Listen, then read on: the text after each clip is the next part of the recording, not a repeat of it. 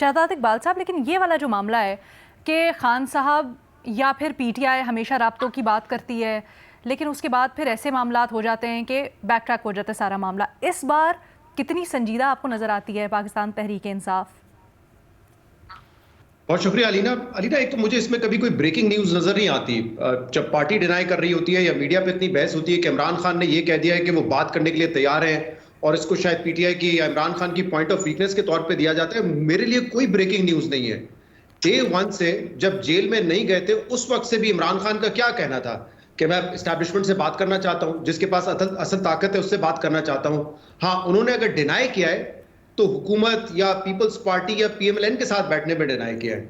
उन्होंने कभी मेरे ख्याल से अपनी इस ख्वाहिश को छुपाया नहीं है कि वो एस्टैब्लिशमेंट से बात करके अपने मामलात को सेटल करना चाहते हैं। उनका बयान चाहे रिपोर्टर्स के थ्रू आता हो चाहे पार्टी मेंबर्स के थ्रू आता हो, तो मेरे लिए इसमें कोई ब्रेकिंग न्यूज नहीं कि इमरान खान ने एस्टैब्लिशमेंट से बात करने पे पार्टी को गो हेड दे दिया है या पार्टी को उन्होंने कहा है कि किस तरीके से आगे बढ़ो।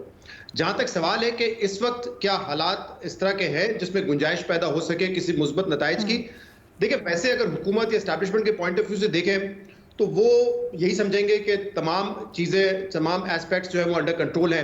अदलिया की तरफ से कोई थ्रेट नहीं है। पार्टी में जितनी तकसीम है उसकी वजह से कोई बड़ी स्ट्रीट मूवमेंट तो हो नहीं सकती।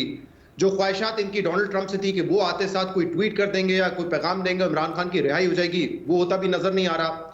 तो उनके पर्सपेक्टिव से आप देखें तो वो चीज़ें कंट्रोल करके बैठे हुए हैं। लेकिन सवाल ये है कि क्या ये सस्टेनेबल है। मैं तो पहले दिन से कह रहा हूँ ये सस्टेनेबल नहीं है।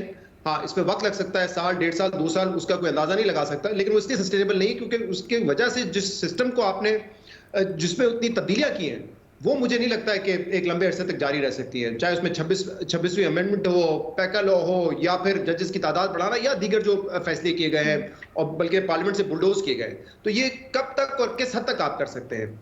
और इसीलिए मेरे ख्याल से अभी भी हम देख रहे हैं कि दोबारा एक फिजा क्रिएट हुई है बातचीत करने की। ईद के दिन जब बहनों की मुलाकात नहीं हो सकती तो अली अमीन गंडापुर साहब मिलते हैं। वेडनेसडे मुलाकात का दिन नहीं होता लेकिन स्वाति साहब मिलते हैं जाके, तो इसका मतलब कहीं ना कहीं बातचीत का सिलसिला दोबारा शुरू हुआ है। इनफैक्ट जो खबरें सोशल मीडिया पे काफी अरसे से गर्दिश कर रही थी, फिर अंसार अब्बासी साहब ने भी उस पर स्टोरी की कि जो बिजनेसमैन और डॉक्टर्स आए वो ना सिर्फ वो डीजीआई से आके मिले हैं बल्कि वो अडियाला जेल में इमरान खान से भी मिले हैं। तो ये सब कुछ जब हो रहा हो तो इसका मतलब कहीं ना कहीं सर, लेकिन अली जफर साहब ने इसकी कल तरदीद की इसी शो के अंदर। आसमा साहिबा से गुफ्तगू करते हुए उन्होंने कहा खान साहब ने कहा उनकी ऐसी कोई मुलाकात नहीं हुई। हो सकता है उन्होंने तरदीद की हो। खैर, मैं अंसार अब्बासी साहब की खबर को कोट कर रहा हूं, मेरे पास अपने कोई इस पे जराए नहीं है जो मुझे कंफर्म कर सके।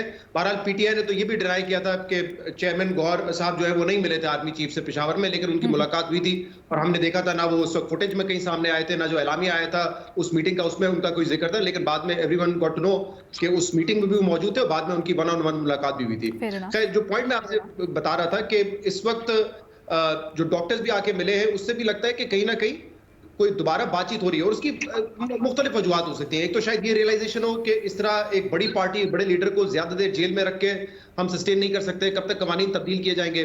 शायद कांग्रेस में जो बिल हो वो उसकी एक वजह हो, या एक तो कंसर्न ये तो जेन्युइन है ना जो सोशल मीडिया से हो रहा होता है, ये पीटीआई के लिए तो है, पीटीआई की लीडरशिप के लिए तो है, लेकिन दूसरों के लिए भी है। और वो मैं इसलिए कह रहा हूं क्योंकि जब भी कोई नेगोशिएशन की बात होती है पहला मुतालबा ये होता है कि जो सोशल मीडिया अकाउंट्स है उनको खामोश कराएं, उनकी तरफ से कोई बयानबाजी एस्टैब्लिशमेंट के खिलाफ नहीं होनी चाहिए। तो जब ये डिमांड होती है तो उसका मतलब ये है कि वो एक कंसर्न जरूर है।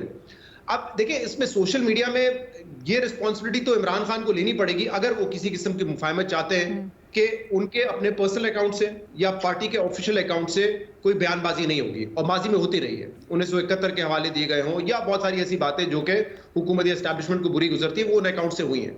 अब ये बाकी यूट्यूबर्स क्या बात कर रहे हैं उस पर मेरे ख्याल से ना तो कंसर्न होना चाहिए बहुत ज्यादा पार्टी को, ना दूसरी साइड को, एस्टैब्लिशमेंट को, हुकूमत को, क्योंकि कोई यहाँ पे हमें नहीं पता, we don't know the intent. कोई डॉलर कमाने के लिए बैठा होगा, कोई जेन्युइनली पीटीआई के साथ होगा, किसी का कोई और कंसर्न हो सकता है, तो उसका तो मेरे ख्याल से कोई ठेका नहीं ले सकता कि वो लीडर्स क्या कह रहे हैं। हाँ, जो ऑब्वियसली जो किचन कैबिनेट है, जो लोग पीटीआई से क्लोजली एफिलिएटेड है या जो ऑफिशियल अकाउंट्स है, उनको खामोश होना पड़ेगा अगर ये मुफाहमत आगे बढ़ता है। लेकिन क्या ये कोई नतीजा खेज होगा, मुझे नहीं पता। इट ऑल डिपेंड्स दो चीजों पे, एक तो ये कि हुकूमत पे प्रेशर कितना है, दबाव का प्रेशर कितना है बातचीत करने का, और दूसरा ये कि इस वक्त राय क्या है, क्या इमरान खान को मजीद अंदर रखकर जो है ज्यादा उनके लिए प्रॉब्लम होगा, या अगर इमरान खान बाहर आ जाते हैं तो वो ज्यादा प्रॉब्लमेटिक होगा। मेरे ख्याल से इन चीजों पे इवैल्यूएट करेंगे और इसके बाद ही शायद पता चले कि ये मुज़ाकरात किस नताइज इसके क्या नतीजे निकलते हैं।